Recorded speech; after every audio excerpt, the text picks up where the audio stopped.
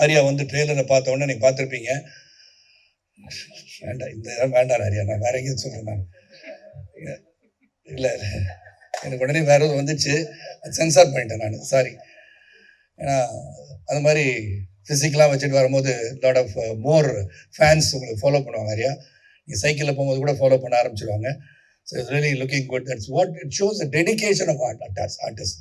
அவர் சொன்னார், ஒரு நேரம் சொன்னார், கதை சொன்னார். நான் சொன்னேன், நான் என்ன பண்ணுறேன் இந்த படத்துலன்னு சொல்லும்போது, ஒரு பேஸ்ட் ஆன் ட்ரூ ஈவென்ட்ஸ் 1965 ஒரு நியூக்ளியர் டிவைஸ் காட் லாஸ்ட் அப்படிலாம் சொன்னார். கேட்கும்போது ஏதோ சுற்றுறார் போல இருக்கு. சரி, நான் அந்த படத்தை நடிக்க வைக்கிறதுக்கு எதுவும் சொல்கிறார் போல இருக்குன்னு நினச்சேன். தென் ரிசர்ச் பேப்பர்ஸ்லாம் இருக்குன்னு சொல்லி ஒரு 300 பேஜஸ்க்கு ரிசர்ச் பேப்பர்ஸ்லாம் வச்சுருந்தார். தாத்தா விஷயம் தான் போடல, அது போட்டிருக்கேன். ஆனால் இது ஒரு வித்தியாசமான ரோல். ஏன்னா மனு என்ன நினச்சிருக்காரு, வயசாகிடுச்சு, ஒரு வயசாக காமிக்கணுன்றதுக்காக வெள்ளை முடி வெள்ளை தாடிலாம் கொடுத்து அவருடைய ஆசையை தீர்த்திட்டான்னு வச்சுக்கோங்க. ஏன்னா பொறாமை பிடிச்சவர் அவர் மனு.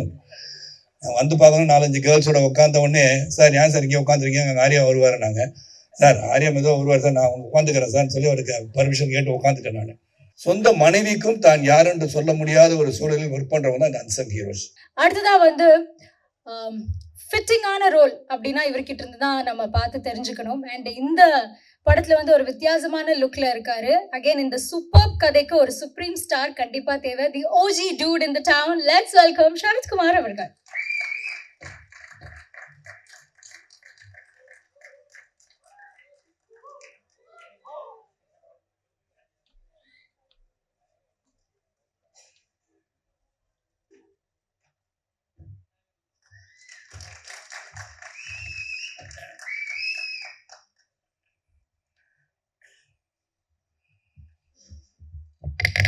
Okay pass.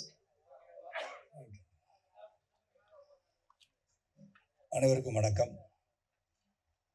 நான் ஏற்கனவே சற்று காலதாமதமாக இந்த விழா நிகழ்ச்சி துவங்கியதால் என்னை வந்து மனு ஆனந்த் சொன்னார், இந்த மாதிரி போயிட்டு ரொம்ப நேரம் பேசாதீங்க, ஜாஸ்தி வேணால் பேசணும்னா ஒரு 1 hour பேசுங்க, அதுக்கு மேலே டைம் எடுத்துக்காதீங்க, மற்றவங்களும் பேசணும்னு சொன்னார். ஏன்னா ஆர்யாஸ் வெயிட்டிங் டு டாக். அவர் சொன்னார், ஏற்கனவே சார் ஸ்பீச்லாம் எழுதியிருக்கேன், ஒரு 1.5 மணி நேரம் அதை பற்றி பேச போகிறேன்னு சொல்லியிருக்காரு கௌதம். அதுக்கு மேலே எல்லாமே சொன்னனால I thought I'll cut my speech short.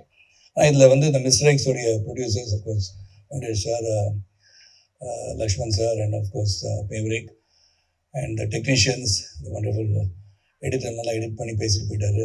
ஆக்சுவலாக அதையும் எடிட் பண்ணி பேசிட்டாரு. அப்புறம் Arul, wonderful working with you, the entire team, cast, crew, எல்லா டெக்னீஷியன், உழைத்த ADs and all the people, costume design வந்து எல்லாருமே. இந்த காஸ்டியூம் கூட டிசைன் பண்ணி மட்டும் தான் கொடுத்தாரு எனக்கு. அவர் மட்டும் காஸ்டியூம் டிசைனர் கொடுத்த ப்ரோப்ஸை மாட்டிட்டு வந்திருக்காரு. அதுக்கு நம்ம அப்ஜெக்ஷன் தெரிவிக்கணும், அப்புறம் தெரிவிச்சுக்கலாம். இந்த படம் April 17 ரிலீஸ் ஆக போகுது. இந்த படத்தை பற்றி few words I would like to say. ஏன்னா இது அவசியம் நினைக்கிறேன். இப்போ அவங்க பேர் தெரியல, அஃப்கோர்ஸ் ஃபாதர்ஸ் மிலிட்ரி ஆஃபீஸர்ஸ் சொன்னாங்க, really proud to be fighting for the country and being patriotic.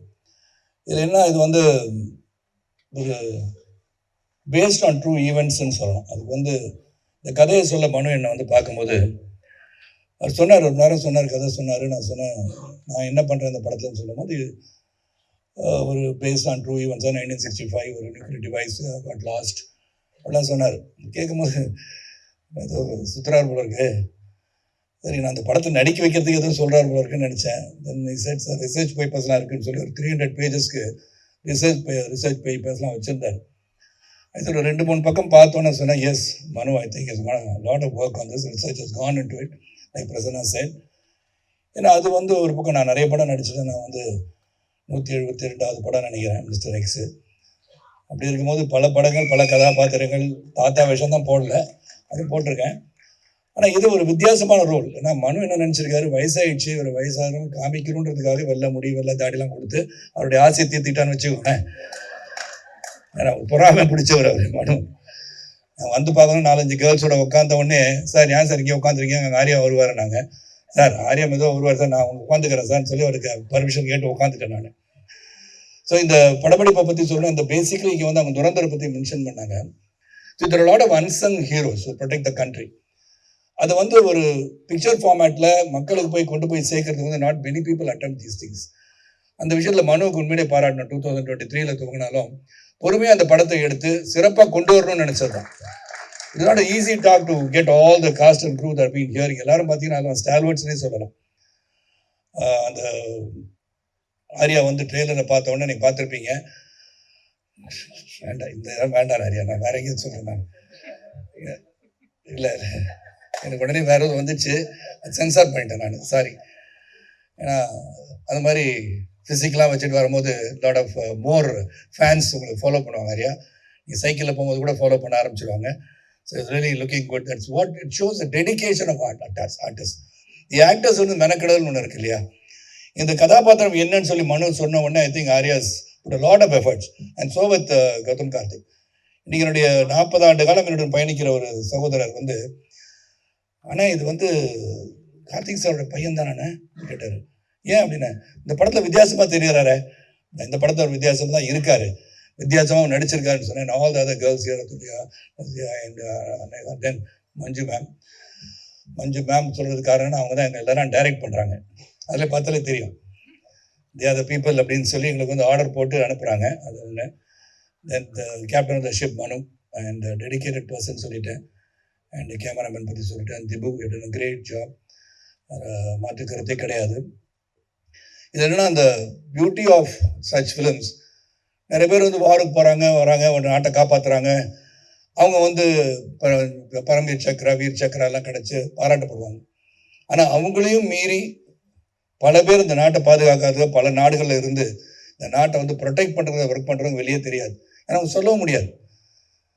There are people who gather intelligence, they try to see what is happening, என்ன நடக்க போகுது இந்தியாவிலேயே இல்லை மற்ற நாடுகள் என்ன நடக்க போகுதுன்னு வந்து துல்லியமாக வந்து கணிச்சு அதை உலகத்துக்கு கொண்டு வந்து அவங்க கவர்மெண்ட்டுக்கு சொல்லக்கூடிய அளவில் இருந்தால் கூட சொந்த மனைவிக்கும் தான் யாருன்னு சொல்ல முடியாத ஒரு சூழலில் ஒர்க் பண்ணுறவங்க தான் இந்த unsung heroes.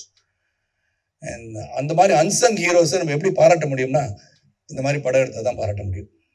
So what has happen, what good have happen, இதுக்கு எப்படிலாம் அவங்க வந்து போராடிட்டு இருக்காங்க, மெனக்கட்டு இருக்காங்கன்னு சொல்லும் போது உண்மையிலே it's a tough movie to take and Manu has handled it really well தான் சொல்லணும்.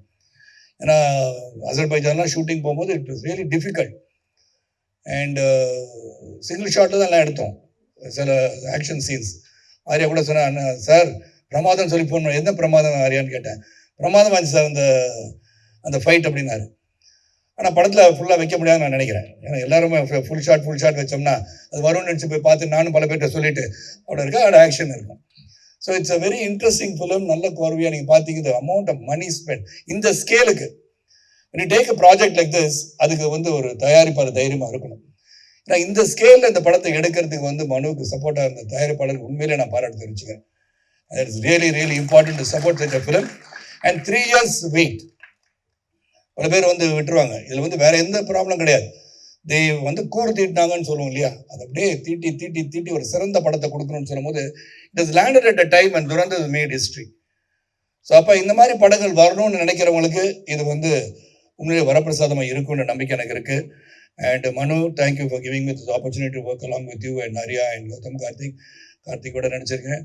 கௌதமோட நடிக்கிற வாய்ப்பு எனக்கு இன்னொரு படம் வெயிட்டிங் இந்த line that also release soon. Gautham, let's wait for that also. நான் தொடர்ந்து படங்கள் ரிலீஸ் ஆகிட்டே இருக்கும். ரிலீஸ் ஆகின்ற படத்தில் ஹீரோவாக இருக்கிறது ரொம்ப ரொம்ப நல்லது. இது ஒன்றும் இல்லை, கான்ட்ரவர்சி ஒன்றும் கிடையாதுங்க. டக்குன்னு அது பயமாக இருக்குங்க பார்க்கும்போது. இந்த மாதிரி படங்கள் வந்து ரிலீஸ் ஆகணும், தியேட்டரில் போய் படம் பார்க்கணும். எல்லா ஃபங்க்ஷனையும் சொல்கிற மாதிரி 50 days ஓடிடியில் வந்து 50 daysக்கு அப்புறம் படம் வந்தால் I think people will go and watch movies in the theatre. And இந்த படத்தை வந்து ஸ்மால் ஸ்க்ரீனில் பார்க்குறதோட பெரிய தியேட்டர் போய் பார்க்குறது தான் ஜேம்ஸ் பாண்ட் படத்தை பார்த்த மாதிரி இருந்தது. எனக்கே எப்படி இருந்துச்சுன்னா நார்மல் ஆடியன்ஸ்க்கு எப்படி இருக்குன்னு பார்த்துக்கோங்க. Really well done. And I wish பத்திரிகை சகோதரர்களும் ஊடக நண்பர்களும் இதை சிறப்பாக எடுத்து சென்று மக்களை வந்து April 17 முதல் பார்க்கணும்னு சொல்லணும். எனக்கு முன்னாடி ஒரு பத்திரிகை சகோதரர் சொன்னார், சார் April 17 போய் பாருங்கள், April 17 போய் பாருங்கன்னா அன்றைக்கி தியேட்டர் ஃபுல்லாகிடும் சார், எப்படி சார் அன்றைக்கே போய் பார்க்க முடியினாரு. சரி 18 போய் பாருங்கள், 19 போய் பாருங்கன்னு. So from April 17 go and watch this movie இந்த theatre.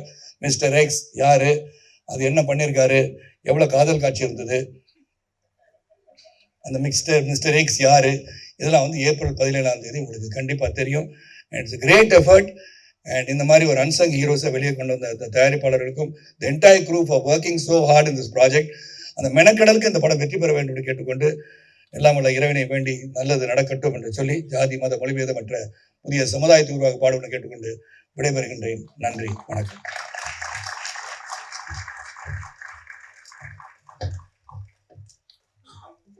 Thank you, sir. Thank you so much. ஒரு crystal clear talk.